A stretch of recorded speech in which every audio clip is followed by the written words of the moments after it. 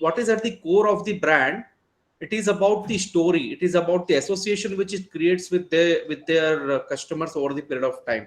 So maybe you can Okay. just respell the name of Samsung, right? Maybe you can make Samsung as another brand which can be a replication of Samsung, but it won't be able to Okay. create that identity which Samsung is having. Why is it so?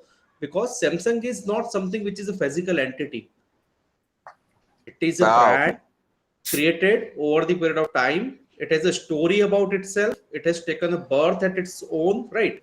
In a Okay. over a Okay. span of time, they have developed a kind of relationship. They have developed a kind of association with the customers. So Samsung will remain Samsung. Maybe Samsung will come, or maybe something will come. Whatever, maybe some of the words you want to replace, some characters you can replace, but you cannot replace the Samsung. Are you getting my point? And that is Yeah. the reason brand cannot be copied. Brand in the sense, the identity which is over there, you cannot copy it, you cannot replicate it, because it is not something which is physical. It is something which is intangible. It is in the minds of consumer. It is, this identity is in the minds of consumer. And how you will replace it in the minds of consumer, it will remain as it is. Are you getting me? Ah, okay. Yeah, Right. that's fine. That's fine. Thanks so much. Yeah. I got you. Okay. Okay. Trademark, definitely trademark, certifications, IPs, these are the ways to protect your brand, and definitely it has its own importance. But here, in terms of marketing watcher, what I'm trying to communicate is brand is something which has been built on the aspirations, which has been built over the period of time, and it is not something which has been created inside a room or a laboratory. Right. So what is the idea? That association or that story which lies behind a brand, it itself cannot be copied. And that is the reason this identity will remain as it is in the minds of consumers. Yeah, Ibrahim. Yes, sir. Good evening, sir. My regard to the yesterday material, how can we get the material? Sorry, can you come again? I said mine is all about the material. How can we get the materials available, the lecture materials, the one we had yesterday? Yesterday, sir. Material. Okay, okay, right. Okay, fine. So actually, I couldn't manage time today. I was really busy in my office. So what I'll do today after this session, I'll share the slides. Maybe not today, but tomorrow morning, or maybe tomorrow afternoon. I'll share the slides for block 2 as well as block 3 together. So maybe you Okay, can sir. go through both of this, and tomorrow when there will be I think a last session of our marketing management. So you can Okay. come back to me with your queries and questions, right? Okay, sir. Thank you very much. Right. Okay, Ismail, are you asking something? Do you have any query? Okay, right, Inshallah, we'll get. right. So let us quickly start our discussion for today.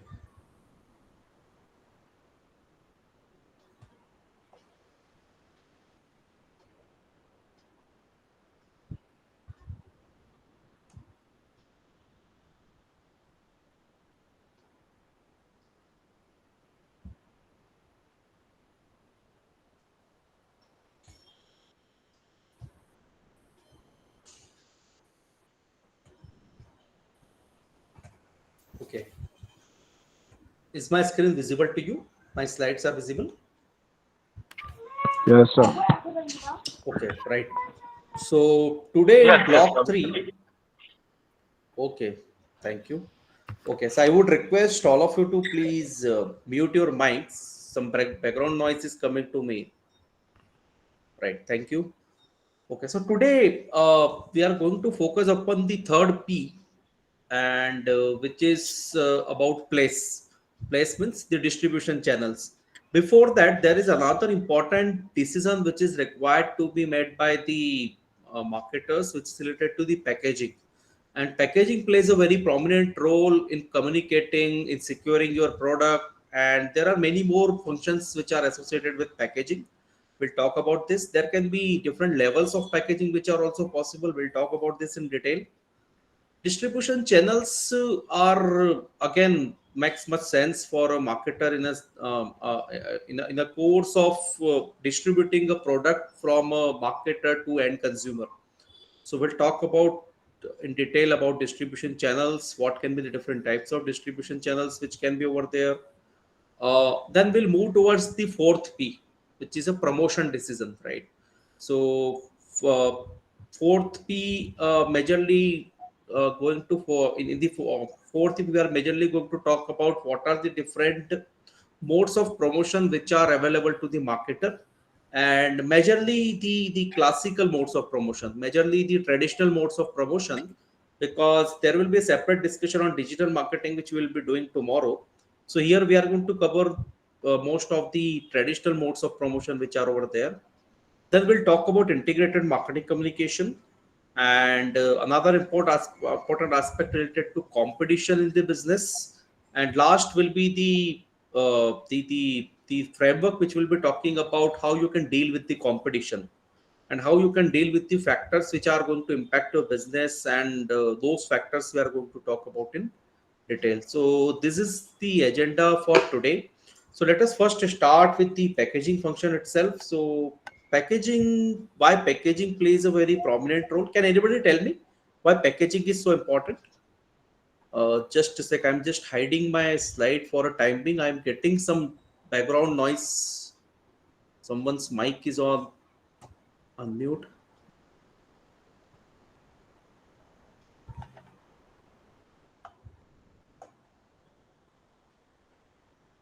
Okay. Yeah, Jafar. Yes, sir.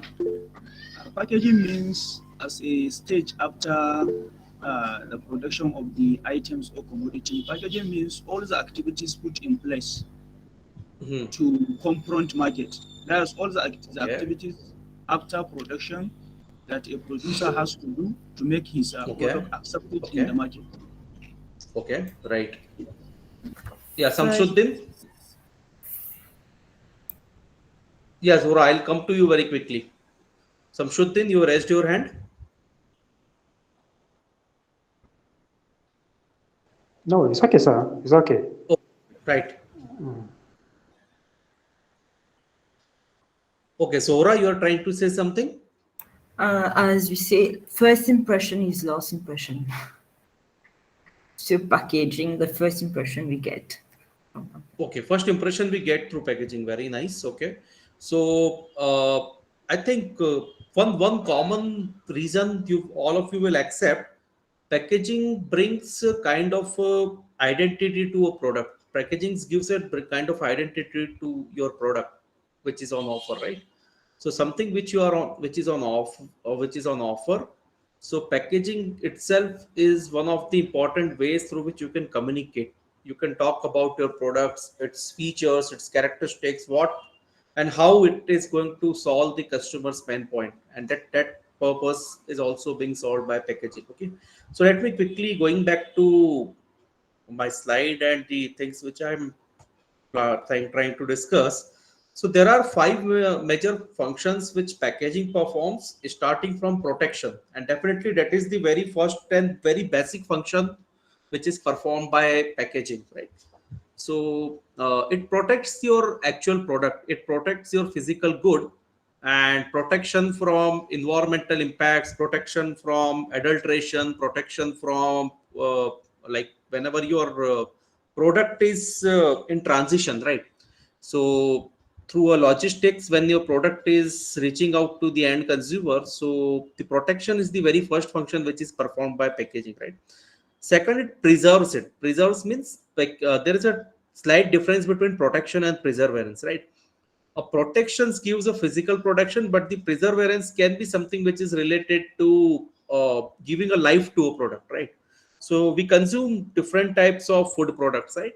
So a different kind of food products can be preserved in a different kind of packaging. Some of them can be preserved in a glass material, others can be preserved in a possibly a kind of fiber material.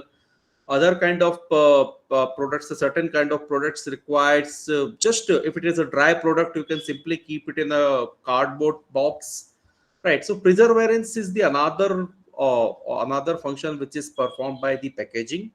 The third and another important function is the promotion or the communication about the features, the benefits which a product can offer, and even it helps customers to easily identify what they are looking for, right? So whatever we, so suppose you go a superstore to buy a certain products, and you easily identify some of these products because of the promotion aspect which is being fulfilled by packaging.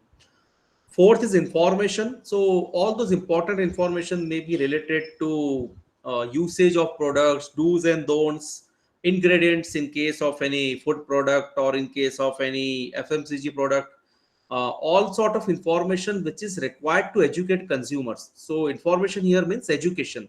You can educate your customers or consumers about the potential benefits, health hazards, maybe some side effects, or maybe how to use the product. All those things can be covered under information, and that is the fourth important function which is performed by packaging.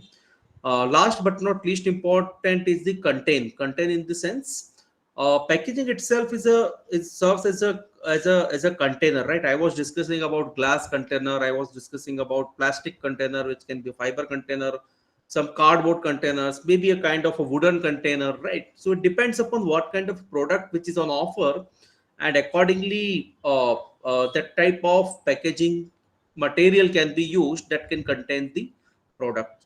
So majorly the packaging function has a very direct relationship with the product which are on offer, and these are the five major functions which are performed by packaging.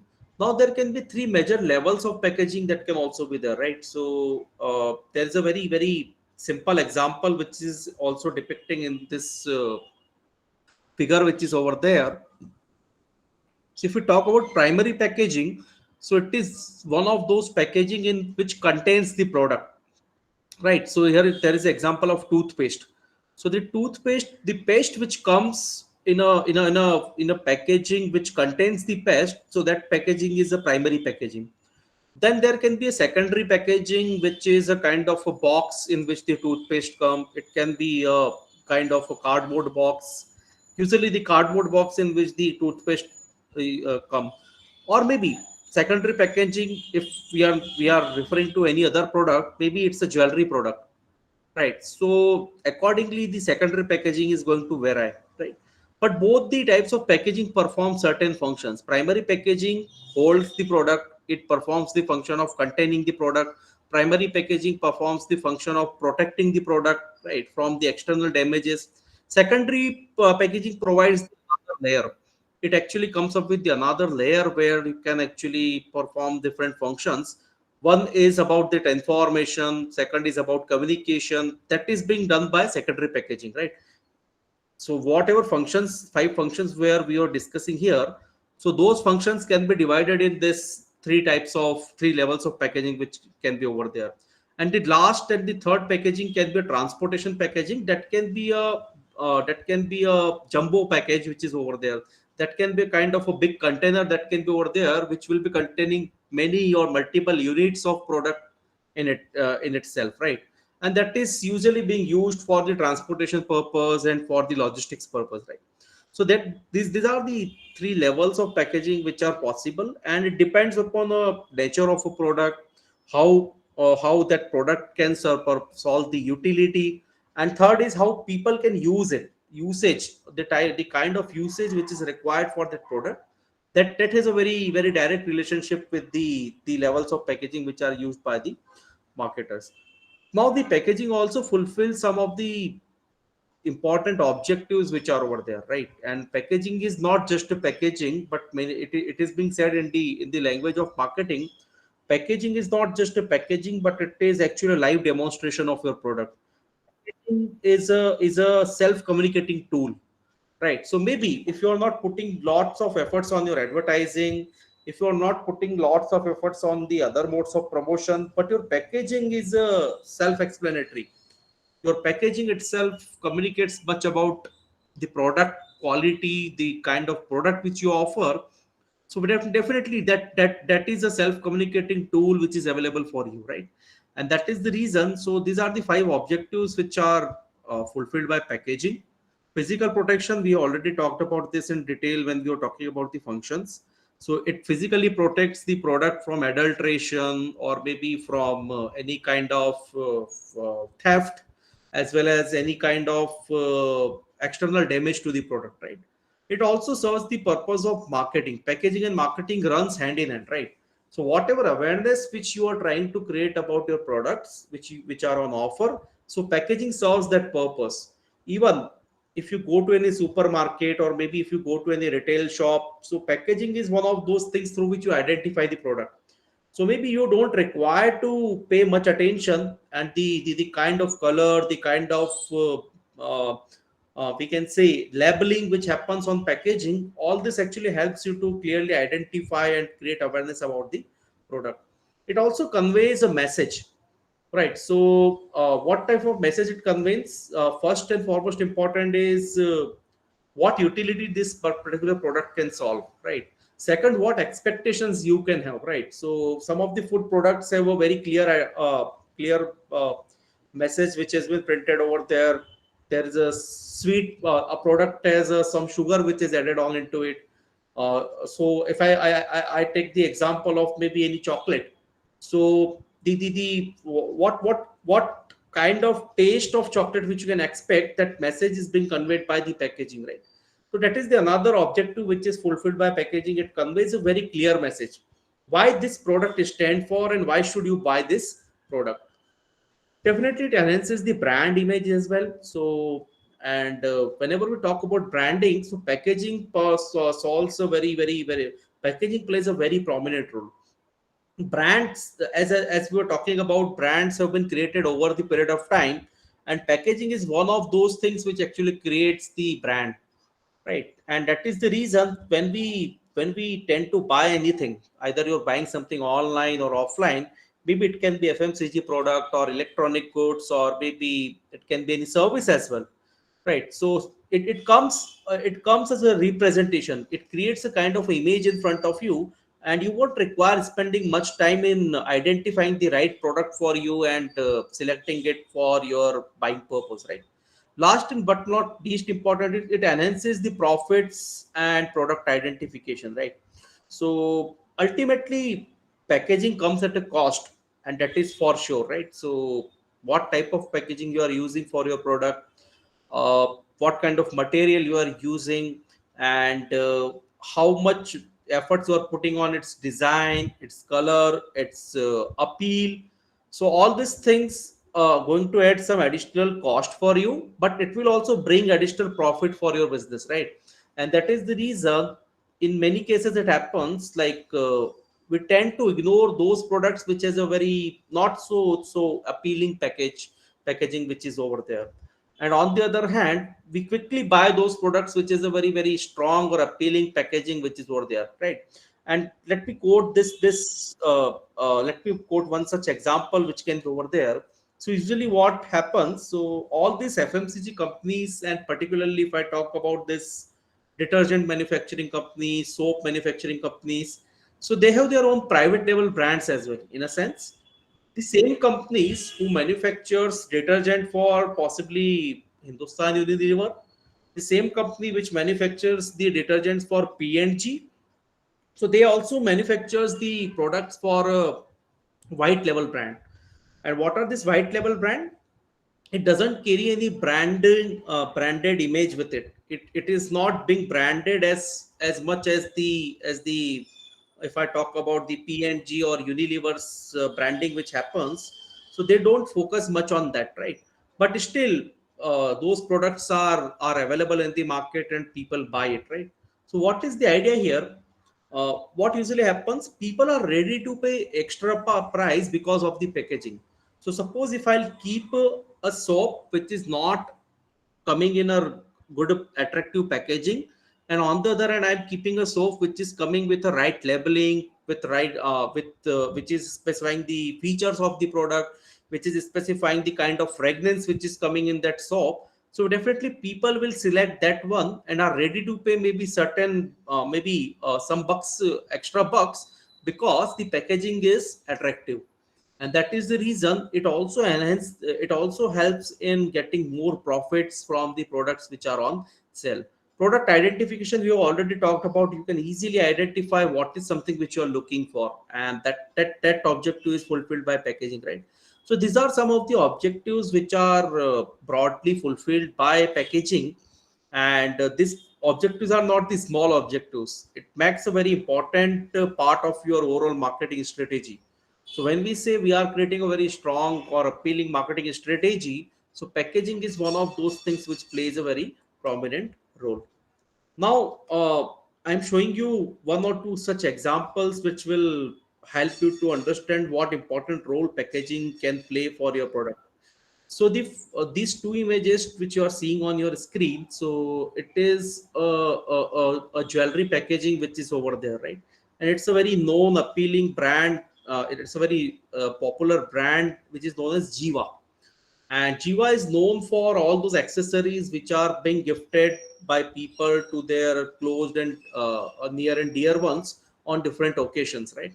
And Jiva is known for their products, appealing products, the ornaments which they manufacture, the accessories they manufacture, but they are also known for their packaging, the kind of attractive packaging in which they pack your product and gift it to your loved ones or dear ones, and that is the reason they are in much talks, right? So as the packaging which is in front of you, you can yourself pay attention. There is a very customized packaging or personalized packaging which is possible. You can have your own personal message that can be written over there in a small envelope which is there, and there is a one primary package in which the ornament is actually packed. Then there is another layer of packaging, secondary packaging, which is a kind of a small uh, wrapping which they do, and a small ribbon which they put on that package. So all these things actually makes much sense, and you won't believe, like, people are ready to pay extra price for this. People believe if this packaging will be there, then the product will look more appealing. And definitely on an occasion for which you are gifting this product to anyone, or gifting this ornament to your dear ones, so this packaging is going to be one of the reasons they will love it. And that is the idea, which that is the one of the important reasons packaging plays a very prominent role. Another such example is here, Mac delivery, MacD's packaging which comes, right? So what message I'm trying to give you here through these two different pictures. One is a set of images of Jiva, another is of MacD. So what usually happens? So MACD's packaging is a very basic packaging. It fulfills its purpose of containing a product. It fulfilling the purpose of protecting a product, right? You can see some labels which are over here. It actually protects the product from any adulteration, or even the clearly written message is over there. Please don't accept this if you find this seal is broken, right? So what is the idea? The basic purpose of branding, definitely MACD's logo is there. MACD's info, this identity is very clearly communicated, but it's a very basic packaging which is over there, which is fulfilling some of the very basic functions of packaging. But if you compare it with the Jiva's packaging, so Jiva's packaging is not just a basic packaging. It is fulfilling a more important purpose of promotion. It is fulfilling a more important purpose of appealing your customers to buy your products, right? And appealing is much more there in the in case of Jiva. But here the basic purpose is being fulfilled by the packaging of MACD. And I'm not comparing in a sense like it's a good packaging or it's a bad packaging. I'm trying to focus on what purpose can be solved by this the kind of packaging which we are going to use for your products. And that's the point which I'm stressing upon. So I think that's all which I intend to talk about packaging. Now I just wanted to hold on here for a few seconds, and if you have any queries, please ask. Yeah, someone's mic is on unmute and it is creating disturbance. Just hold on, let me check who is there. Yes, Professor. Yeah. Yeah, thank you for the explanation. It was clear to to Okay. uh, to connect from the image that he was showing a few minutes ago. Uh, Okay. I tried to connect it with the package functions. I saw by using those small boxes, we are protecting the product from the Yeah. external influence, and also we are preserving them so that they can reach the owners in good condition. So it also helps to promote the branch. As I saw there was some kinds of a branch that was written in the last image. So it also helps us to promote our image, or our or to promote our branch. So I I understood. Thank you. Okay. Okay. Yeah. Absolutely. Thank you for summing it up. Yes. So let us, if it is clear to you, let us move on. Yeah. Any question? Okay, guys, please be mindful. Out of any reason, your mic actually by mistake, if it's got unmuted, please mute it Yes, sir. because it creates disturbances for all of us. And even I am not able to concentrate on what Hello, discussion sir. I'm I have a making over question, here. sir. Yeah, Jafar. Question is, I need you to throw like a brief and more light on the last explanation. Regarding the pictures you have presented, I don't get it well. You Okay. presented that one with the back, and you presented that one inside a carton open. I couldn't. So briefly, No, I didn't get your question right. Please, can you come again? the So two there were two pictures. pictures. Yeah. I didn't trying to differentiate between the two. Okay. Okay. Right. You couldn't differentiate between the two. Okay. Let me just uh, reiterate the point which I have made here. Just give me a sec, right? So, are you able to see the screen? My screen pictures are visible to you. Yes, sir. Yes, sir. Okay, right. So, what point I was trying to make here with these two pictures? So, on your left hand side, the picture which you are seeing about the jewelry packaging or ornaments packaging. So, the packaging is very appealing. The packaging itself is serving as a one of the tools of promotion, right? So here there are the basic function definitely is being fulfilled by this packaging of protecting a product from different kinds of adulteration, theft, or maybe any kind of physical protection which is required. But more importantly, it is making your product more appealing. It is giving a reason to your customers to buy your product. And on any occasion when you see you want to gift something special to your dear ones and near ones, you can definitely have keep this in your choice set and pay attention to how appealing will be the packaging. The product definitely will be good. That is very primary condition. If your product doesn't stand strong in the market, then your packaging is not going to help you. But packaging is solving an extra purpose of promoting your products. And you can see that function is very much performed by this packaging which is over there for ornaments. But on the other hand, if I talk about MACD's packaging, I'm not comparing the two. I'm comparing it in a sense. MACD's packaging performs the other set of function, the very basic function of protecting the product, the very basic function of creating a clear identity because there is a logo which is over there. But it is not a gift packaging. It is not a kind of a packaging where it is actually doing a much putting much efforts on promoting a product. The basic purpose is being fulfilled here.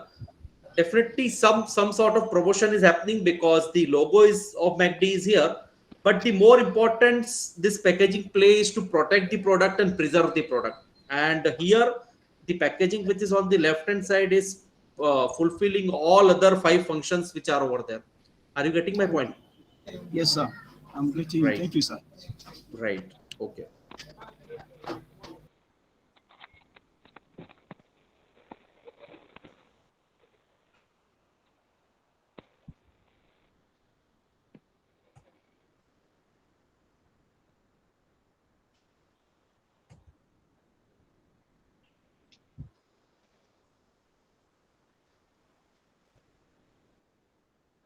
I'm trying to mute the mic of Baim Chol Bol.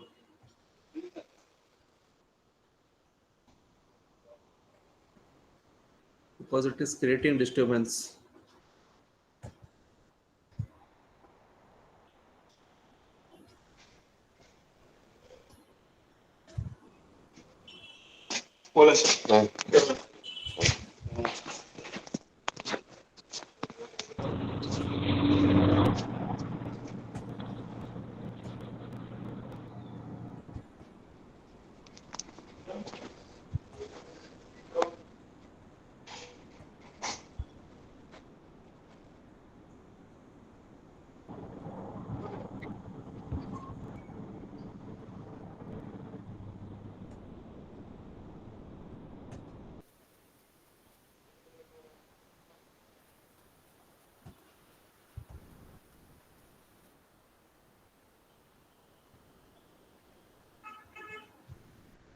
Okay, Baim, can you hear me? Yeah, I have already done it, but I don't know why I'm not able to mute this mic. Yes, we can hear you. It is creating a no, guys. Why I'm asking this, because this mic is creating much disturbance. Can anybody please inform Baim in your WhatsApp group? This mic is creating a disturbance. Okay. Otherwise, I will have to remove him. I'm not able to now. Now it has been muted.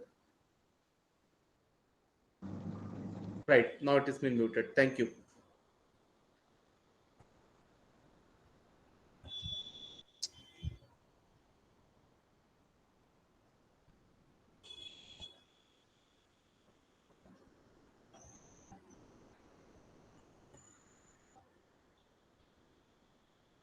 Okay.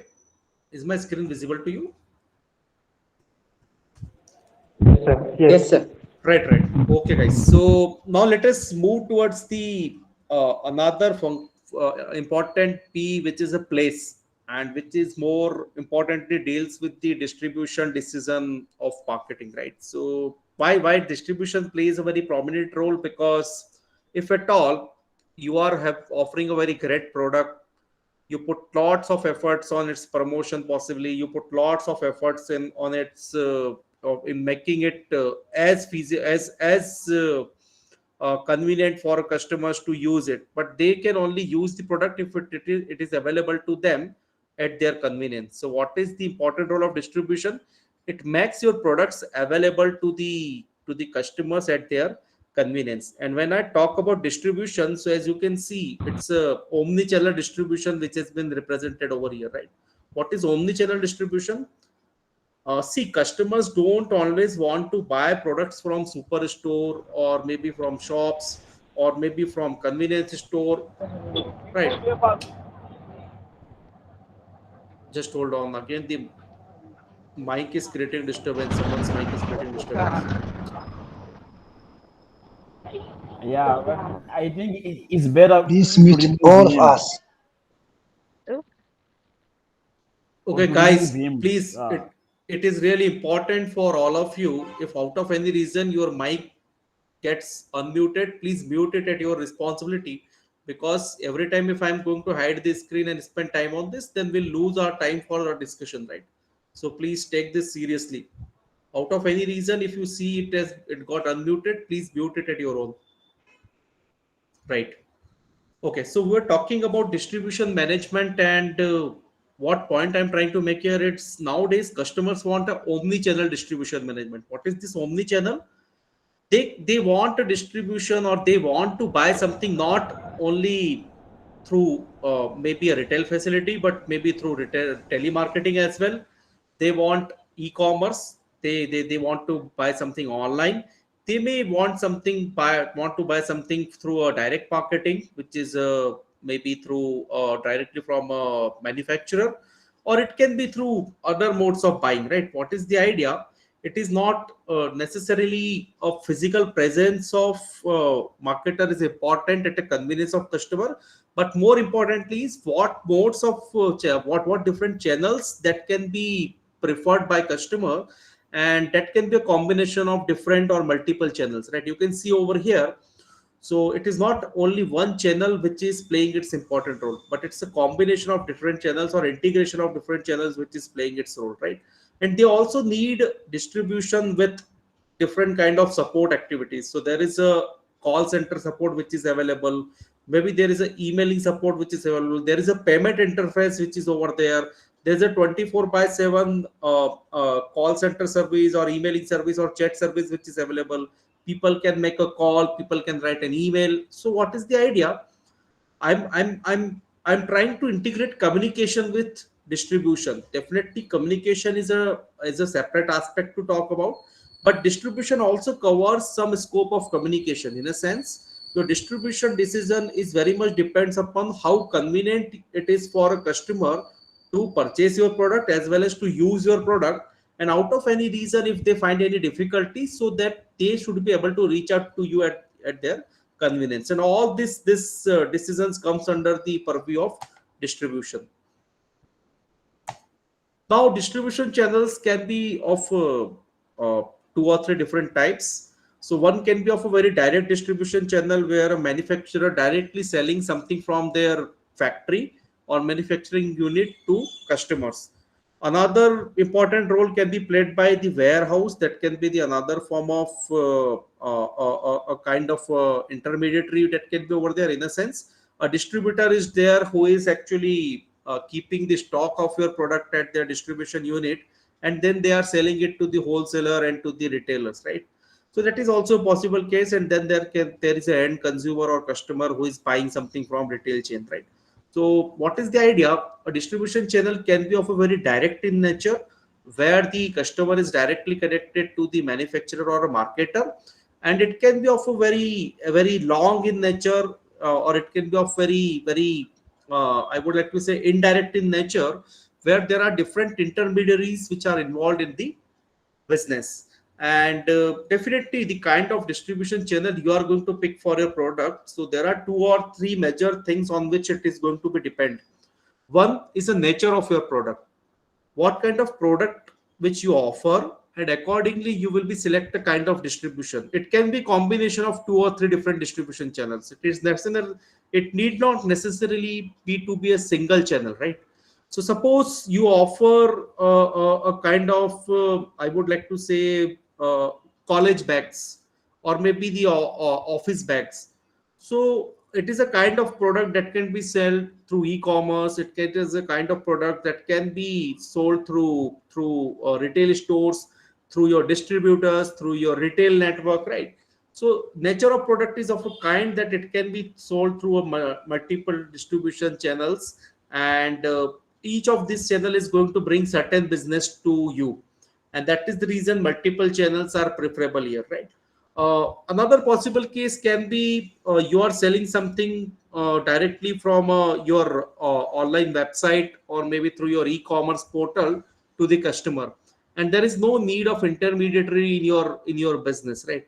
And it can be anything. Maybe you sell mobile phone online, and you can actually prefer just a single channel which is an online channel, right? So what is the idea? Distribution channel decision is going to be depend upon the nature of product. Second, how much cost you want to incur in your distribution decision, because as long as your distribution channel will be, how many of the intermediaries who are going to be a part of a distribution channel, it is going to add additional cost on your burden, and that burden will definitely pass on to the customers, because the ultimate customers are going to bear those costs as a part of their price. So it is really important to understand how much cost your channel decision or distribution decision is going to incur when you are offering certain products. And that is the second important thing on which your distribution decision can be dependent. And third important aspect is again going back to a customer. What is your customer's preference? What is something they are looking for? What is something convenient to them? And what is something which will save their cost, their energy, their time? And all those things will be important for you to decide which kind of distribution channel you would like to prefer. So again, these 3 points can be one of the important reasons, can be one of the important factors on which you can decide which type of distribution channel you should prefer, and it can be a combination of 2 or 3 different types of channels. As I was actually trying to discuss about the direct, indirect kind of channels. So the first channel which you are seeing over here on the top is a very indirect kind of channel, right? You can consider there are 2 intermediaries which are over there between manufacturer and the end consumer. You can add on some more. Maybe there is a distributor, and then there is a wholesaler, then there is a regional distributor, then there is a national distributor, then there is a regional distributor, then there is a wholesaler, then the retailer, then there is an end consumer who is finally going to consume the product. So what is the idea? As long as the distribution channel will be, the additional cost will be absorbed, but the additional cost will be added on by all of these intermediaries. But if we go with this kind of channel where there is a manufacturer who is directly selling something to the retailer, and then the end consumers are buying it, and there can be a very direct channel where manufacturer is selling something directly to the end consumer, right? So the cost, the kind of distribution which are the channel which are going to select, it will decide how customers will actually adopt your products, right? And why I'm saying so, because I'm not at all trying to discourage these intermediaries, the wholesalers and retailers, because they themselves play certain roles which are required to be played, right? So suppose your product is of a very technical in nature. Suppose you deal in a healthcare products, right? And these are the healthcare machineries which are required to be sold to your end customers. Maybe it's a blood pressure measuring machine, maybe it can be a blood sugar manufacturing machine, right? So what is the role? A wholesaler is going to sell it to the retailer, or a distributor is going to sell it to the retailer, and retailer will play a very important role of educating a customer. Are you getting my point? So your customer will get a certain information, do's and don'ts, how to operate that machine with the help of retailer, or with the help of the sales representatives who are going to interact with your end consumer. And that is the reason certain kind of distribution channel or the certain kind of intermediaries have their important role in the distribution channel. And you cannot simply just for your convenience remove it from the distribution, because there is a certain role, there is a specific role which they are going to play. But in the other case, it is a possible your product is purely of a nature where customer doesn't require much information from a retailer, or from they don't require any help in using that product, and they can directly buy it from the manufacturer and use it. So one such example can be watches. So maybe watches are a simplest product where you don't require much education to understand how to use this watch, or it's a simple analog watch. Maybe you don't consider any smartwatch. It's a simple analog watch which is going to show your time, and definitely you won't require much education about it. If you understand how to take a look at the watch, how to understand the time, and then that is the thing which is going to solve your purpose. So there is no much important role of wholesaler or retailer there in this case, right? So what type of a nature of a product which you have, who are your ultimate consumers, and a cost which you would like to incur on your distribution channels, these are the 3 major decision making factors that can be over there for preferring one kind of distribution channel over the others. So I think this makes much sense. Here there is a one template which you are seeing over here on your screen. This is actually being used by marketers uh, to do a decision making about the partners which they would like to select for the distribution channels, right? And you can do a comparative analysis by doing this by using this framework, right? So how you can select a partner, in a sense, partner or distribution partner I'm talking about. So if you are going to select a distributor or wholesaler or retailer, so these are the parameters which you can use, or these are the criteria which you can use in selecting a partner and come up with a score. And whichever partner is going to give you the highest score, maybe you can select that partner, right? So what is the idea? These are the criteria which you can actually keep in the mind and rate your partners on this, and accordingly you can decide which is the partner you would like to select for your distribution network. And this is a very very simple, ready to use tool which is over there. Now I would just like to hold on here for a few seconds and would like to know your understanding about the distribution decision, which is the third important P of marketing mix, place. Yes. Any question in your mind? Anything you would like to ask? So my own is just to comment on the way of the how the lecture is going on. We are really getting Okay. Good afternoon, Doctor. Yeah, Jafar. Good afternoon, yes, Doctor. sir. No, it is Yes, sir. Salisu. My own. Yeah, Sani, I'll come back to you very quickly. Jafar is trying to make some point, then I'll come back to you. Okay, sir. Okay. Yeah, Jafar, please be quick. Okay, sir. My own is just to comment that we are getting you 100%. That's all. Okay, right, okay, right. Yeah, Sani Yakubu.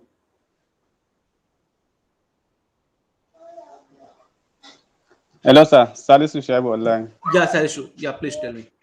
Well done, sir. Thank you, sir, for your eloquent presentation as usual, and we are really getting it clear. And Okay. the only thing that I would like to ask for clarification is what would be the best possible channel, even though I understand that it's not all the channel, a single channel cannot be utilized all the time. It is a situation that determines, and the product that determines which channel of distribution will be appropriate for the situation. But as a starter, for example, as a starter, which one is the most common route to be utilized by manufacturers in order to make their own distinct process to be most successful? Thank you. Okay, right. So, yeah, Saliswa, I'll again go back to the point which I have made. So, see, there is no any thumb rule which can say only a direct channel is really good or any indirect channel is really good, or you should go for only online channel of distribution, or you should only go for offline channel of distribution. So, I already talked about the three major factors which will determine what kind of channel you should use, how much importance you should give to your intermediaries, or you should not give much importance to your intermediaries because you don't actually really have to dependent upon them, right? So these three factors I'm again repeating, which is so it is not about best, it is more about what is something which is a convenient for your customers and what is something which is going to give you a best possible business, and on that basis you can determine which kind of channels you want to use. And it can be always a mix of two or three different channels. So it is not the case you should always rely upon a single channel of distribution. It can be a combination of two or three distribution channels which you can use, and that will give you a business from different channels, and different channels have a different type of business which you are going to get. Maybe a certain a specific channel will give you a mass business, but other channel will help you to give you a very selective business, but those customers will pay you more. Why? Because those customers are actually having a strong connect with you. There is a direct connect with you with those customers, so that is also a possible case. So depends upon the nature of your product, depends upon the convenience to your customers, and depend upon the cost which you would like to incur, right? Maybe your product is of a much technical in nature, so accordingly your distribution channel will be different. Your product can be a very basic product. I was taking the example of matchsticks, fruits, bananas, right? Vegetables. All of these products are very convenient products, convenient goods which are over there. So definitely that kind of distribution channels is required to market your products. So I hope I have made this point clear. Yes, sir. Yes, sir. You did. Thank you. Yeah. Any more questions regarding this? Yeah. Manual. Yes, teacher, thank you once Yeah. again. So I would like to ask you to go again to the last image. I think it was Okay. like a feature. So can you go a little bit deeper so that I can understand how I Are you can referring to decide? Okay, are you referring to now, this partner selection? okay, yeah. This partner Hmm. selection. So Hmm. these little bullets, I'm not understanding because it's difficult Okay. to Okay.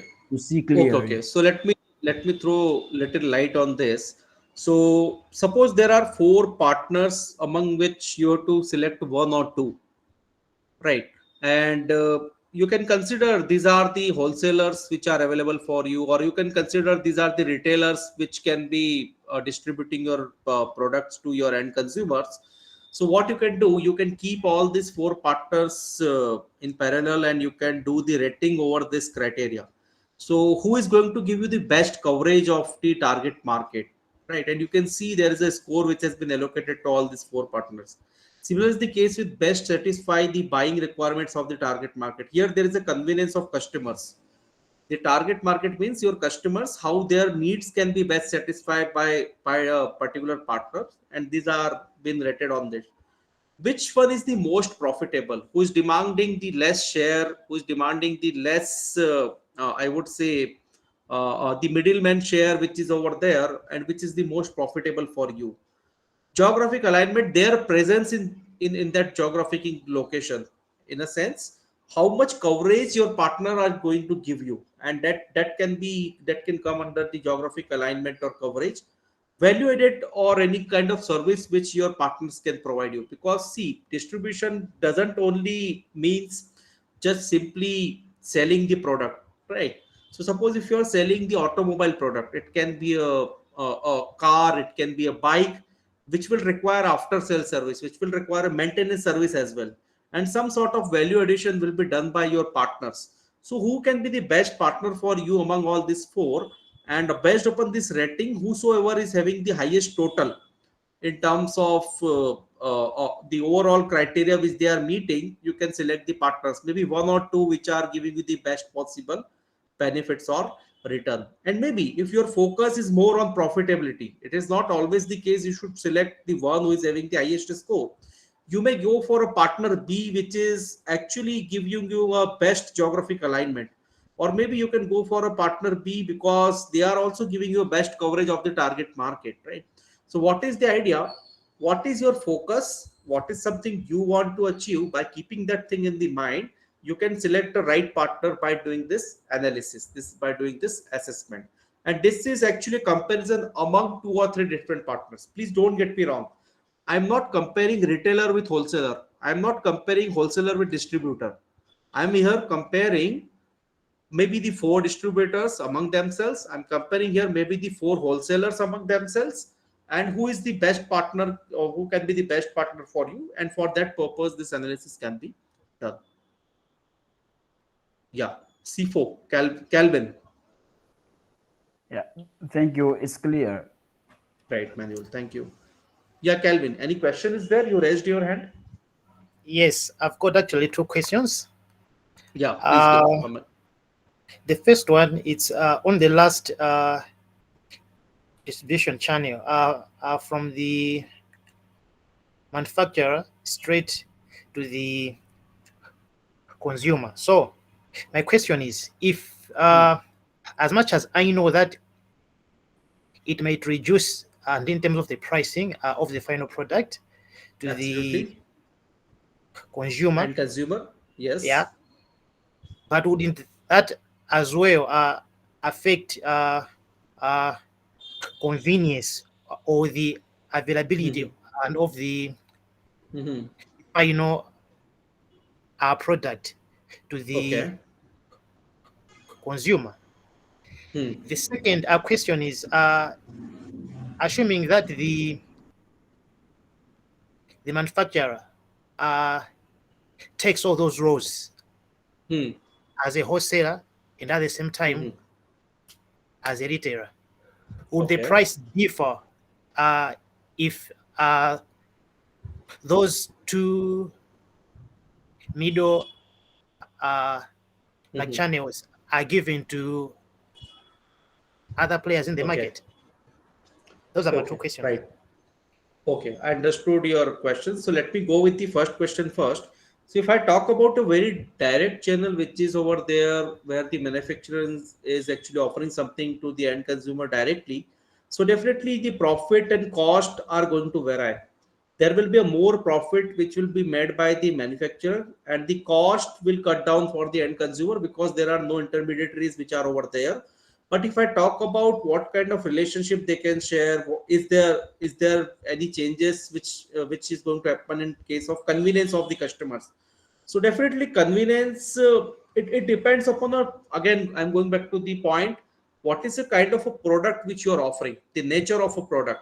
If it is a too technical product, if it is a kind of a product which requires after sale service, definitely this channel is not going to be preferable for by the consumer, right? So suppose you are buying a mobile phone, and it actually gives you a 3 years warranty.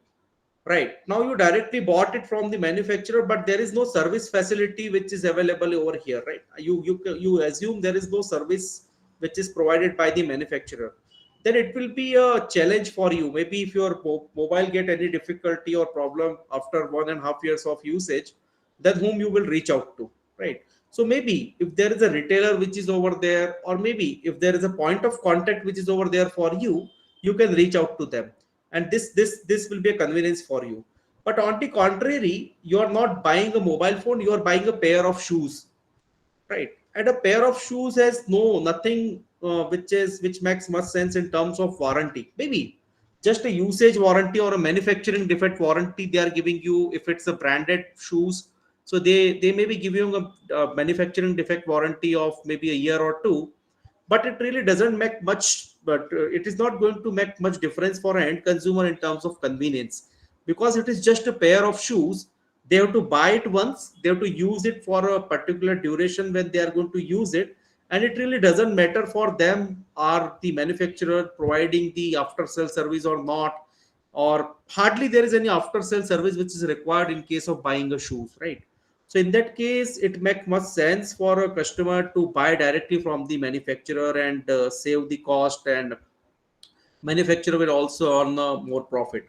Now I'm coming back to the question number 2, which was about wholesaler and retailer. And if it all manufacturer is playing the job of wholesaler and retailer at home, then what will be the consequences or impact? See, what will happen if manufacturer himself is going to play the role of wholesaler and retailer? First and foremost important thing which will happen is it will add on additional burden on their shoulders, right? So a manufacturer may be really great at manufacturing or creating a product. Maybe they are not really great in actually distributing the product. Are you getting my point? So I am someone who can actually create a great products, but I am not someone who can deal really good with the distribution of it. And at all, if I'm not good at it, so if I'm going to put on my efforts into this, then maybe I won't be able to do that much effective distribution that can be done by the third party partners or maybe the channel partners, right? So that pen will add on, or that burden will add on to the shoulders of manufacturer. And second important thing is I may be not able to satisfy my end consumer, because the relationship, the role which can be played by these two players or intermediaries which are over there, that is not possible for me. I can't establish a direct connect with the end consumer. I have multiple end consumers whom I am serving, and it is not possible practically for me to reach out to each and every customer and provide after sale service to them. And in that case, wholesalers and retailers role is really prominent, and they are going to help the customers in solving their pain points or the problems which they are going to face, maybe during purchase, during sale, or after sales. And that's the role which they can actually play. I hope it made it, I hope I'm able to make it clear. Yeah, it's very clear. Thanks so much. Right. Okay, so if these things are clear to you, let us move ahead with another set of discussion.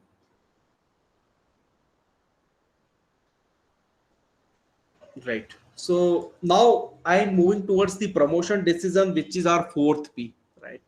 And it's a marketing tool used as a strategy to communicate between the sellers and buyers. It also refers to the entire set of activities which communicate the product, brand, or service to the user. So now again, I'm coming back to the question why promotion makes sense. So promotion is all about communication. A great product which has been manufactured by manufacturer, it is over there in the factory, it is over there in the warehouse, until unless the communication will happen to the end consumer, that product is nothing but a commodity. That product is nothing but but maybe not much more than the raw material, right? So I think you understand the difference between raw material and finished goods. So finished good actually makes sense for a customer if it add on some values and if it is actually communicated to your customer. So the communication comes under the promotion part, and promotion decision plays a very prominent role in course of marketing, right? And promotion need not be necessarily to be through one possible mode. Promotion can be done through a multiple possible modes, and we call it integrated marketing communication. Why it is important?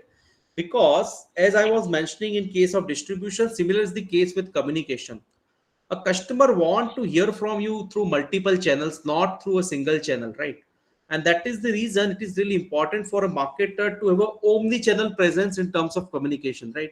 So you are doing advertising as well as you are doing putting some efforts on research and strategic planning. You are building strong public relation.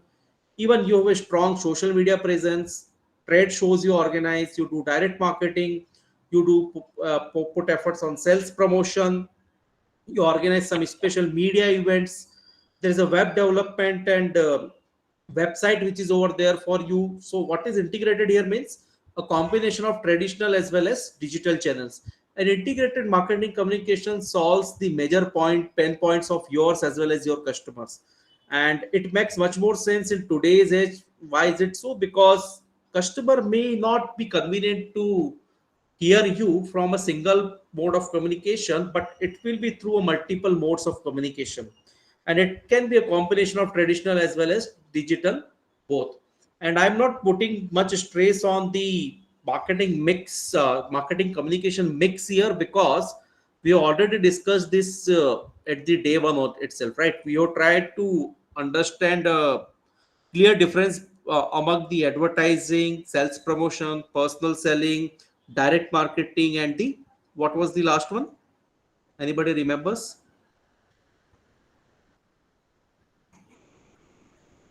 Advertising, sales promotion, personal selling, direct marketing, and publicity, which is known as word of mouth or public relations. These three terms are interchangeably used. So we are not putting much stress on this, but what point I'm trying to make here, nowadays in this digital age, it is really important to have an integrated marketing communication or an omni-channel presence for your customers. And your customer, you are seeing it is in the center, and you are using all these modes of communication or promotion. And it's a two-way communication. Please don't get me wrong. You are only communicating something. Your customer may reach out to you through any of means. They may use your mobile application, they may do email marketing, they may refer to some of the print ads which you give, they reach out to your website, or maybe you do some post, you create some post on social media platform, they respond over it, they comment it, they share their own opinion, they share their own understanding, right? So what is the idea? The customer is at the center, and you have to use all this communication as a integrated form of communication. Now I'm stressing some time I'm spending over this advertising modes. Why is it so? Because please don't get me wrong, it is not a thumb rule or a necessary condition that marketers should always go for advertising. See, advertising is something which is a fancy. You require to put lots of cost, you require to put lots of money on advertising. And that is the reason it is not always the case you should always go for paid form of promotion. But if at all, you can actually have a fancy, if you have a good amount of cash flow, you can spend a good amount of budget on your advertising, or so definitely it can provide you multiple benefits, and maybe the results are much more quicker as what you are expecting, right? So these are the different types of advertising modes which are over there. Television advertisements, radio, billboard. You can do a truck advertisement. Newspaper can be used. Mobile broadcasting can be done. Even internet can be used. Right. Leaflets can be distributed. T-shirts are printed nowadays. Promotion can be done through a public announcement. You are streaming a live video. Magazine ads you can give. Social media ads you can create. So what is the idea? Advertising has a one benefit first, your target audience you can reach out very effectively. Second, your identity will be very much clear because you are yourself sponsoring you yourself are sponsoring sponsoring certain product or commodity product or services, and it's a very clear message which you are giving to your target audience, and that is the reason the combination of different modes can be used in terms of advertising. One such example which can be seen over here is, why do we say weak bonds not today? And that Fevicol is a very known and established brand of Pidilite Industries. And if you take a look at some of the commercial of Fevicol, I would recommend all of you to spend some time, maybe 10-15 minutes, and go to YouTube and watch some of the known commercials of Fevicol. And they are pioneers in the traditional advertising, and even nowadays they are very active in digital advertising, and they are always very effective, very clear in all of their advertisements which they have come up with, right? There is another advertisement, a video I would like to play here, and which will give you a very clear understanding what role advertisements can play for marketers.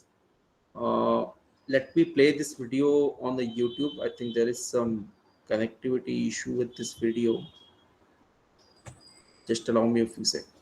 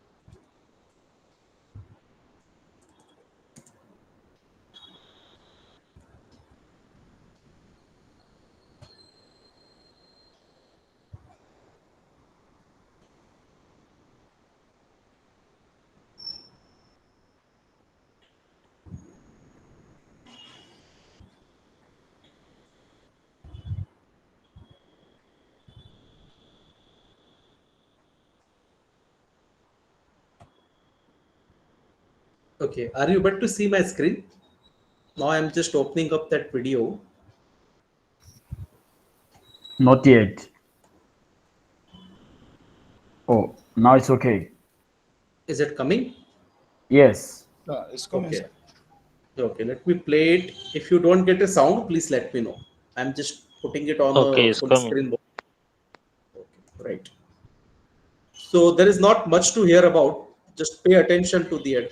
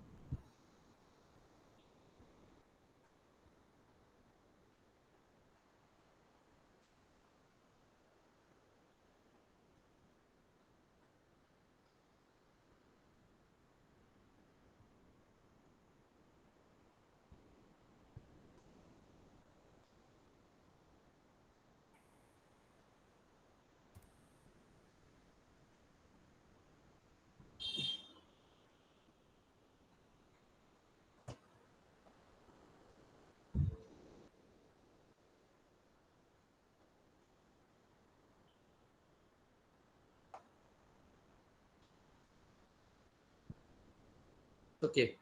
So I hope if you have got the message right. So video was pretty much clear, and it was clearly communicating why Volkswagen stands for, right? So if in terms of reliability, what best definition of reliability can be talked about? So it has been very clearly depicted in this classic advertisement, and it's a very old advertisement. It's not something which has come up in the very recent years.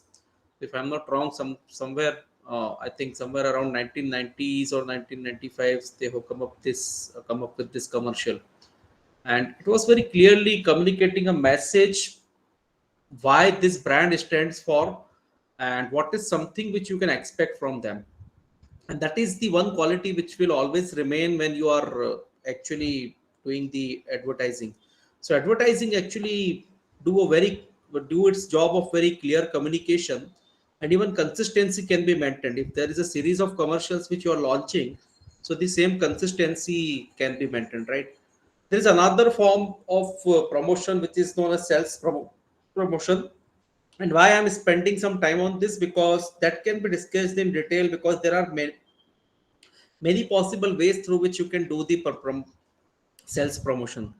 Definitely you can do the price discounts, so 10% off, 50% off, or maybe straight maybe some bucks you are getting as a straight discount. Sampling is the another interesting way of doing the sales promotion. So you can distribute the free samples, you can do the even nowadays the 2 or 3 different products are being sold together, right? So you can do the bundling of products, and that can be a part of sampling. You come up with the bonus packs where customers are paying less and they are getting some extra benefits or some extra quantity of products. You can extend the credit terms, or maybe for whatever time you have actually the credit which you are giving. So maybe the loan which people are taking, the financial aid which people are getting, so that can be dealt in some more detail. Loyalty programs can be offered, and loyalty programs are much more much more helpful in terms of building the long lasting relationship with the customers, and you will be getting a referral business as well. Contests are the another form of sales promotion, where you organize some games, you organize some contest where people participate. Some lucky draws can be over there, where people try their luck, people try to do and perform some activities, and they win some prizes, they will get rewarded, right? So these are some of the very common popular methods of sales promotion. Another important role is being played by personal selling, and why is it important? Because personal selling is something which is very personal, which is very one-to-one connection that can be established through this, right? And there is a small process which has been depicted over here. So if you want to satisfy your customers, so it always starts with prospecting and qualifying, in a sense. First you reach out to your potential customers, you try to qualify the leads, then you approach those customers which are your qualified leads, then you present and demonstrate your product, you handle certain objections, the questions, queries and concerns of customers, then you close the sale of the product, and then you follow up with the experience, how satisfied they are with your products, or maybe if there is certain dissatisfaction, so what is something which you can do, and then you can see there are some satisfied customers which are over there in your business. So personal selling process plays a very prominent role in actually building a trust. And wherever there is a scope of relationship, personal relationship between the buyer and seller, so personal selling plays a very prominent role. And that is the reason we have stressed upon this advertising, sales promotion, and personal selling. I'm not at all discouraging the other forms of promotion, but anyway, we are going to cover those in the as a part of digital marketing as well. So I'm not stressing upon those uh, forms here in this block. Now, any question or any query in this point in time? Otherwise, we'll move ahead with the another set of discussion.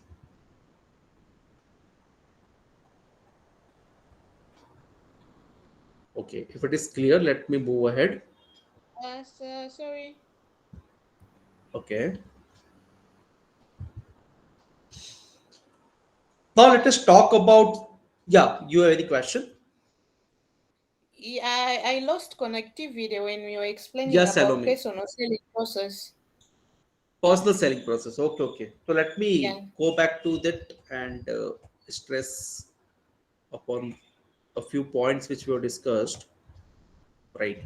So if I talk about personal selling, why it plays a very prominent role? Because it gives a marketer an opportunity to develop a personal connect with the customers, right?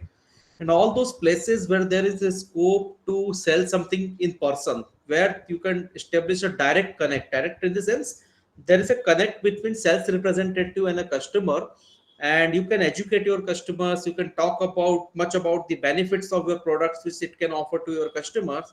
So this there is a typical process which has been depicted over here about a personal selling. So you always start with prospecting and qualifying, where you try to identify who are your potential customers whom you can reach out to, uh, and we usually call them leads. Then we try to convert these leads into a customer. We approach those potential customers. We present and demonstrate our products, its features, characteristics. We handle some objections at the fourth stage, where we try to talk about what how your product can solve their pain points, how this product can be a best suitable as per the needs of your customers. Then you try to close the sale, and closing is not the last stage, but following up is the last stage. Why is it so? To try to understand, are your customers are really satisfied with the product which you offer to them or not. And that is the last stage which is over there, and you find the satisfied customer is there if at all you have done your job really well. So this is a typical personal selling process which is presented over here, and all these stages have a certain importance or specific importance in the overall personal selling process. I hope this is clear to you. Yes, it's clear now. Thank you. Right. So now let us talk about another interesting thing, and which is a reality of each and every business today, which is known as competition, right? So you cannot say we are into a business which is completely in absence of competition. Maybe a few exceptions can be there, but in most of the cases, you find there are competitors in the business. We also call them rivalries. Some of the businesses are highly competitive, other businesses may have a less competition. Depends upon a type of business in which you are, the industry in which you are operating, the nature or of your products or services which you offer. But majorly the competition is a something which is a reality, right? But let us take a look at competition from the other lens as well. So definitely from a marketer's perspective, definitely from a business perspective, competition is something which is a challenge. But from a customer's point of view, competition is something which is actually a positive thing for them.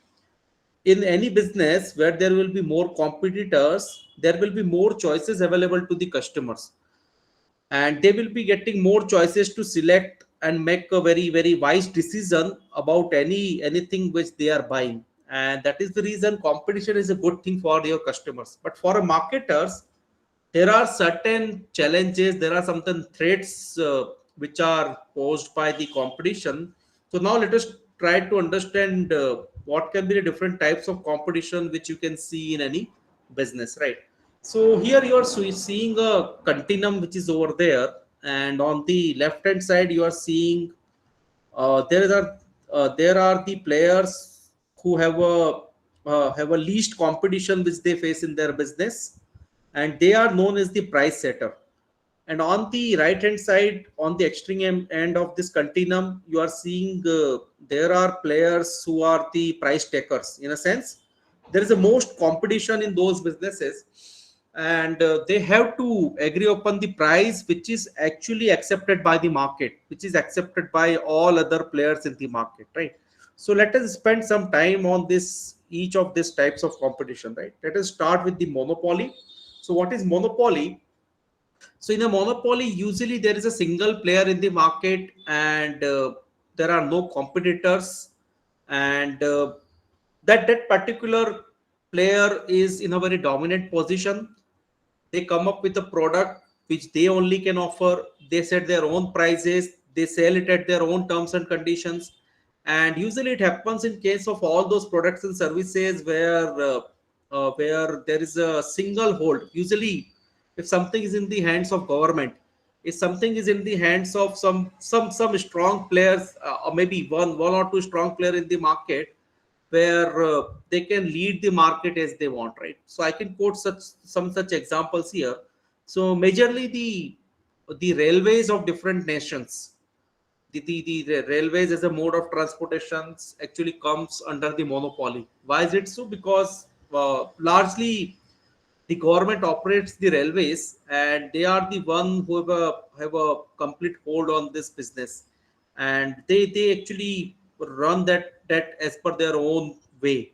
I'm not at all saying they don't listen to their customers at all. They don't take care about the needs of customers. All these things are there, but still there are no competitors which are over there in the business. Maybe you can see there are some exceptions in some businesses where monopoly is there, but by and large you won't find a monopoly in most of the businesses. Most of the businesses nowadays have a certain competition. The second type of competition is oligopoly. What is oligopoly? Only two or three major players are in the business and they dominate that particular industry. And one such example of oligopoly can be Coke and Pepsi. So Coke and Pepsi have a global presence and they are the strong competitors of each other. Whatever strategy which is being used by Coke, it is being followed by Pepsi, and it's a vice versa. And there are no, like in a sense, they are that much strong, then don't allow any other player to enter in the market. So if I talk about the entry barriers, so I'm again going back to the point of monopoly. The entry barriers in case of monopoly are very strong. No any other player can enter in the market that much easily. Similar is the case with oligopoly. There are two major players in the market and they don't allow any other player to enter in the market. And usually what they do, so suppose if Pepsi or Coke see there is a small player or any other company which has come up in the market who is coming up with a new product, new offering, they buy that company, they buy that business, and they make it as a part of their own. And that is the way they operate in the industry. The third possible way of competition is monopolistic competition. What is monopolistic competition? There are products which are identical, but they are different from each other. And why I am saying so? These are the products which have their own unique features which is available with them. They belong to similar product category. There are many players who are offering the similar kind of products, but each of these products are very different from each other. So let me come up with the example of detergents. So there are different detergent brands which may be available in the market: Surf Excel, Ariel, Tide, or maybe whatever which is popular in your specific region. And there are multiple players who are dealing in this business. Similar is the case with shampoos. Similar is the case with the bathing soap which you use. So all of these players are operating with each other, competing with each other, and this is a monopolistic competition. Why it is monopolistic competition? Because Surf Excel is very different from Ariel. Similar is the case with, if you talk about any of the bathing soap which is very much popular in your country. So one particular company which is offering a bathing soap, that product is very different from other product which is available in the market. Definitely competition is very stiff. There will be a price war which will be over there. Maybe a certain features can be also similar, but there are different reasons for a customer to buy X brand as well as Y brand as well as Z brand, and that is the reason all these brands survive in the market. The fourth type of competition is a perfect competition, and this is a competition where there is a cutthroat competition is there. There are less margins. There are many players who are competing with a similar kind of products, and they actually very strongly compete with each other, right? Whatever products which they offer, whatever services which they offer, these are very identical in nature.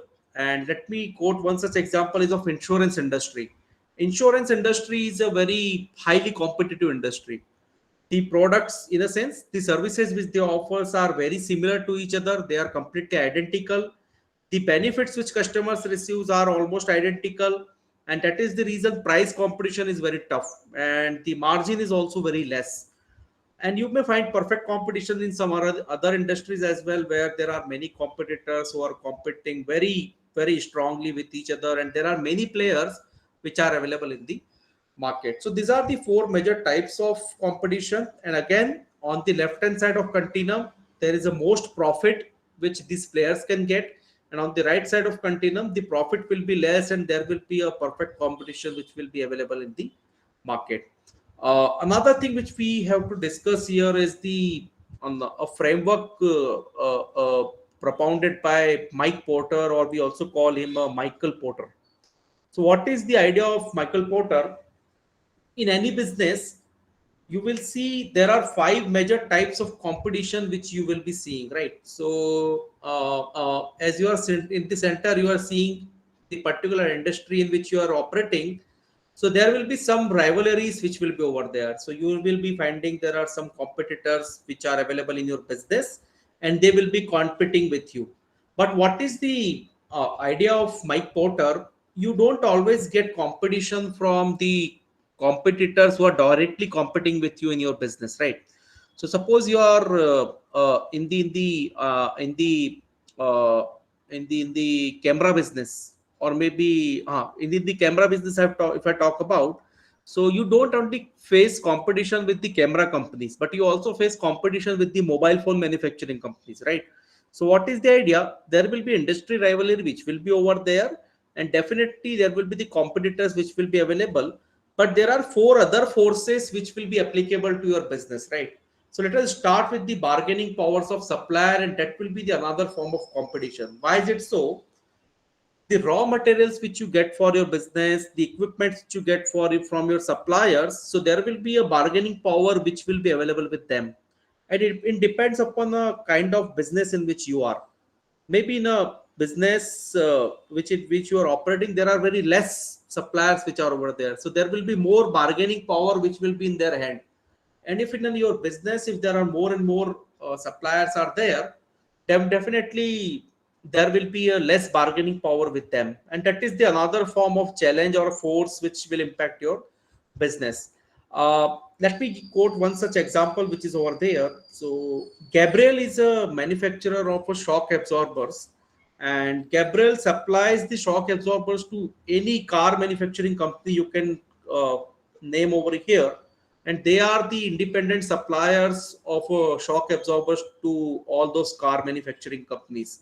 So there is a much bargaining power in the hands of Gabriel, because Gabriel is a one-stop solution for all the companies who install shock absorbers, and there is no possibility you can come up with a car without shock absorbers.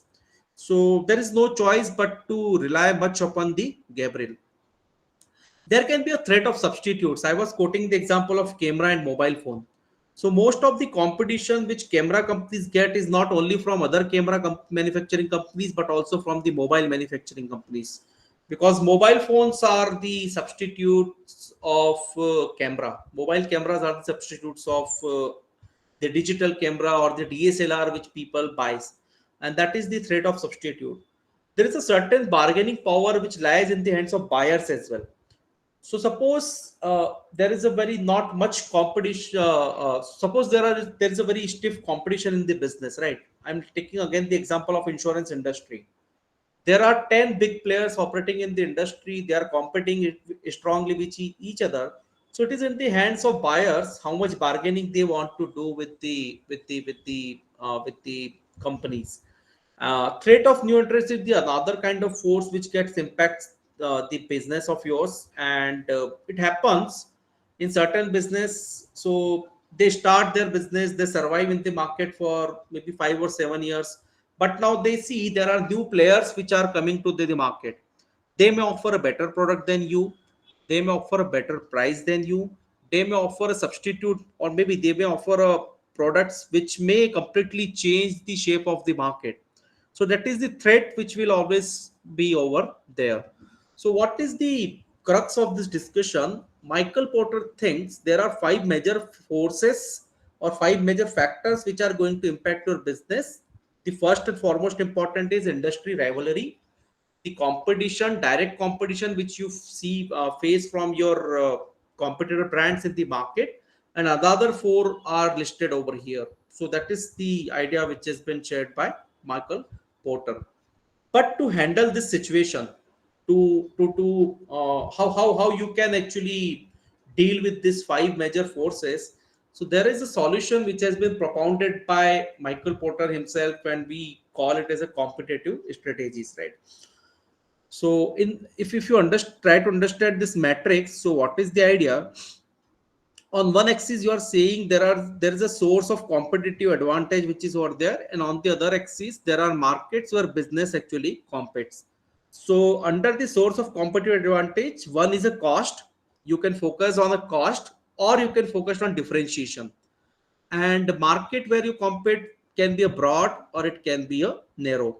So one strategy which has been suggested by Mike Porter here, when the combination is where the cost is very like if you focus on source of competitive advantage as a cost, and your market is very broad, then definitely you can be a cost leader. And how you can be a cost leader?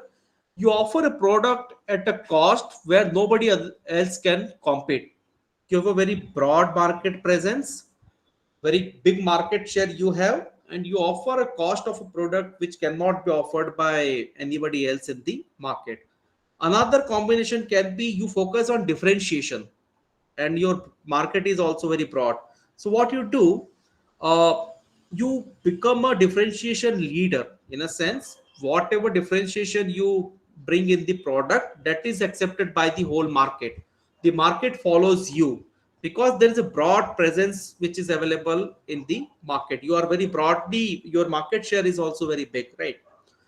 Here in this combination, what we are trying to achieve, the market in which you compete is very narrow, but the cost which is over there is very focused. In a sense, in a cost focus strategy, you try to focus on the cost, but you are also not compromising with the quality. The cost is well balanced with the quality which you are offering. The fourth strategy is a combination of differentiation with narrow market presence.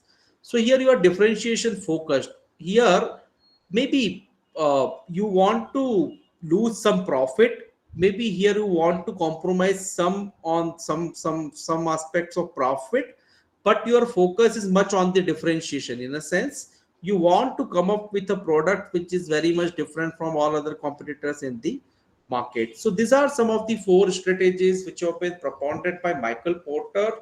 To some up to extent, you can actually deal with these 5 forces which are available in the market, which impacts your business. So I think that's all which I intended to discuss today, and these are some of the key takeaways you can have from this session. So yeah, the session is open up for the Q&A. Any questions you have?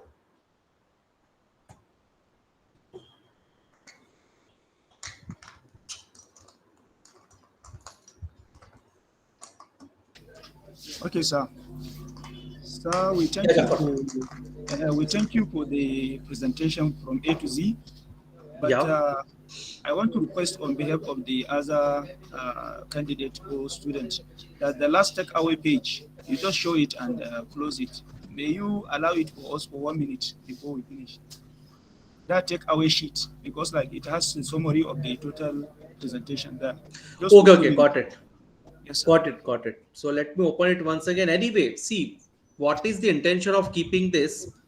I will be sharing these slides with you. So maybe you can go through these points, maybe at later point in time. Maybe when you are preparing for exams and you have to quickly recall the things which were discussed in the class. For that purpose, I have kept those points. But I can show it here for some more time. I won't mind doing this. Thank you, sir. Right.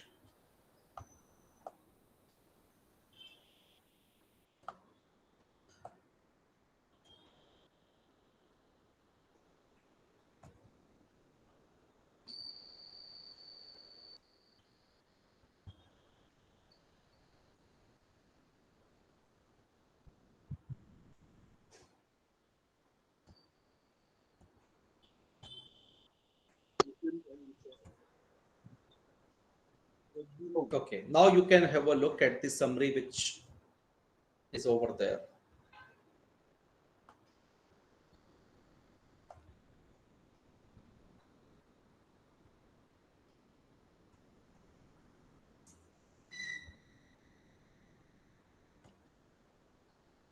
So it will be more useful to you when you will be revising all these blocks. So when you will be doing a revision of this block, so these key takeaways are going to help you at that point in time. And maybe for today also, it can help you to quickly recall the things which were discussed in today's session. Thank you, sir. Right. Okay. So let us quickly do the activity for today for this session because we have a few minutes in our hands. So it will hardly take 5 minutes of yours. So what I'll do tomorrow, I'll share the slides of both the blocks, block 2 and block 3 with Smriti ma'am, and she will share it with you. So maybe you can come up with your queries tomorrow as well, and you can ask me if you will have any confusion. Okay, sir. I have a question, sir. Yeah, Ishak, please ask me. Before you come to the task on the, is it possible if you can just elaborate again on the distribution management? Okay, distribution management. Let me come back again. There is retail facility, telemarketing. There is also direct selling. There is also e-commerce. So I missed an explanation on e-commerce on the session part. How is it relevant when it comes to distribution? Just a second. Sure, why not?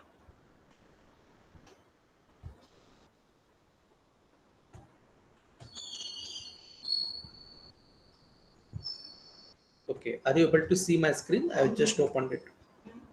Yes, it's visible. Right. So what point I was trying to make here, see, distribution management, when we talk about, so now we need a omni-channel distribution. And what is the mean of omni-channel distribution?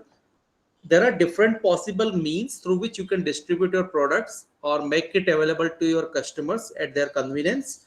And all of them are connected with each other. What is the beauty of the omni-channel presence? All of them are integrated. All of them are connected with each other. So maybe whatever business which you do through e-commerce, the similar products are also available in your retail facility, right? The similar products you can offer through telemarketing, or maybe you can do a direct purchase of this product, maybe over a call, or maybe by just writing an email, right? What is the idea?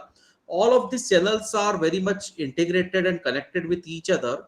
And if I talk about e-commerce, so e-commerce nowadays is having in much focus because many people are now comfortable to buy something online, right, at their convenience. But the e-commerce is also integrated with all these possible means. You have payment interface which is over there. You have a call center facility which is available. You can write an email. You can possibly reach out to your company through chat service.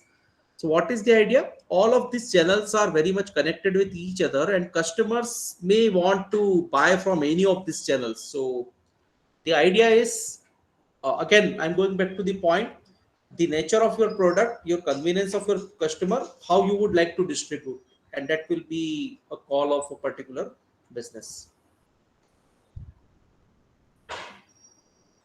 Is this clear to you? Yeah, it's clear. Thank you, sir. Really appreciate my thanks. Okay, thank you. So let us quickly go through the exercise for today. So the first question is, which packaging function performs the job of persuading consumers to buy?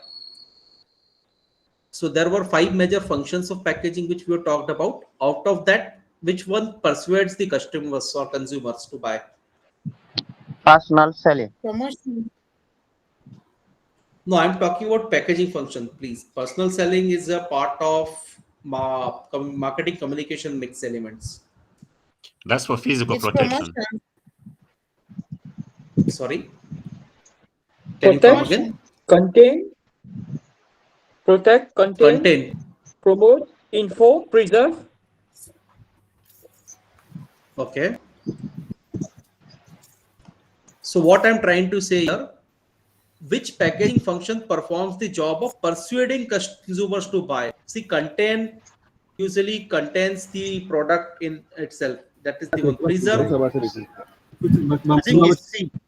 Promote. C. C. That is Promotion inform. is, Yeah, inform. C is answer. yeah. So out of all C. these four, inform function, inform is the one of the ways through which you can persuade your customer to buy something. C. Now there is a small case. In case of medical goods, a dash component means a packaging component that is in direct contact with the dosage form. So here you have to go back to the levels of packaging. I think Is it a secondary packaging, a primary packaging, primary. or a transporting? Are you sure? Primary packaging. Just say primary. Primary. Primary. Right. So a dosage or a medicine is usually come in a primary packaging. Primary. And it can be wrapped in a secondary packaging. Yeah. Primary, Shika. Okay. Now come to question number 3.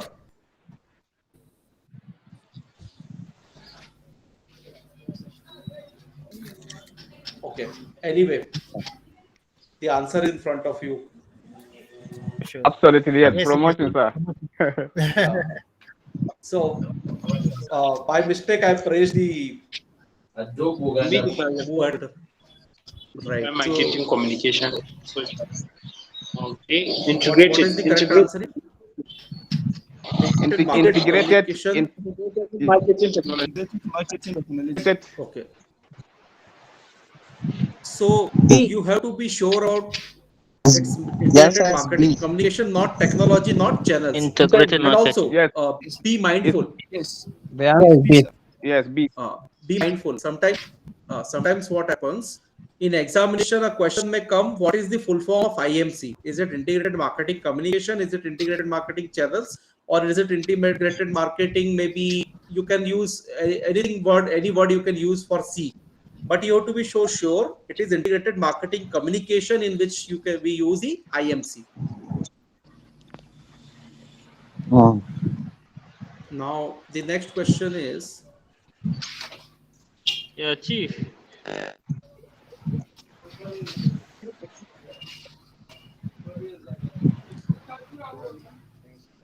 so which form of advertising is there?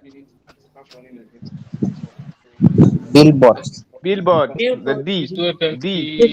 It is billboards, or we also call it D. The DMC, the guy for Answer is DMs.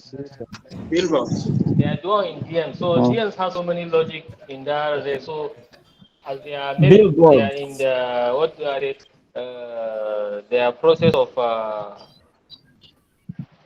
regeneration. actually we also call it out of advertising. For some seconds, then stop. 20. Is a personal Okay, form of question sex. 6.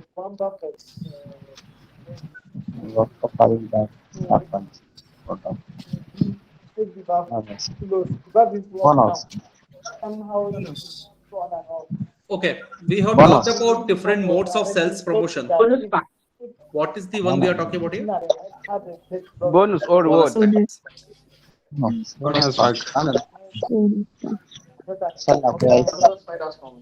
Which form of competition we are talking about here? Their own day, they are aware of their own history. Yes.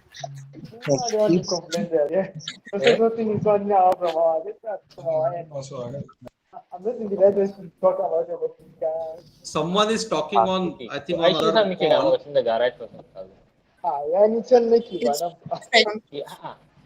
Motor is starting to run. It's oligopoly. Monopolistic competition. Okay. Monopolistic competition. Okay. Okay. So the correct response here is monopolistic competition. Why is it so? Because oligopoly is a case or situation where only two competitors are there. Monopoly, a single player is there. Perfect competition, multiple players are competing with each other with the similar products. But here, in monopolistic competition, products or services can be similar but not perfect substitutes of each other.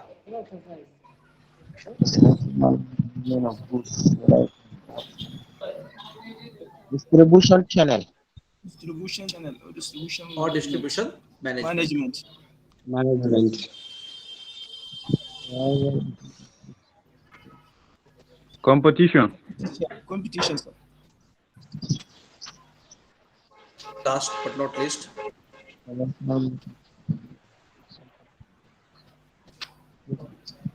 Price. Is it price? Personal selling. Just pay attention. It's a promotional method.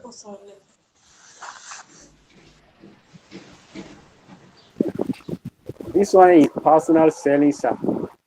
Personal selling. Are you sure? Yes, sir.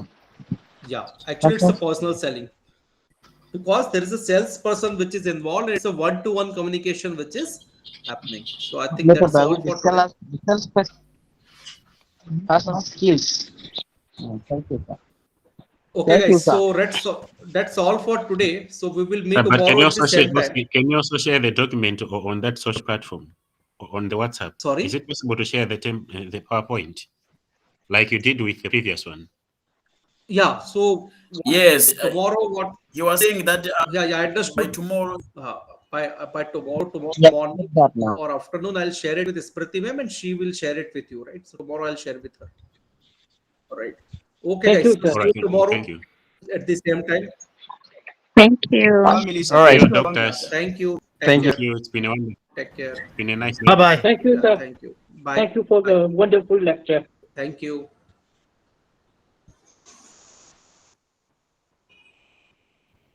Thank you, Doctor. We really appreciate it. Thank you so much. Thanks very much indeed, sir, for this wonderful presentation. Really appreciate. Thank you so much. Thank you all for your kind words.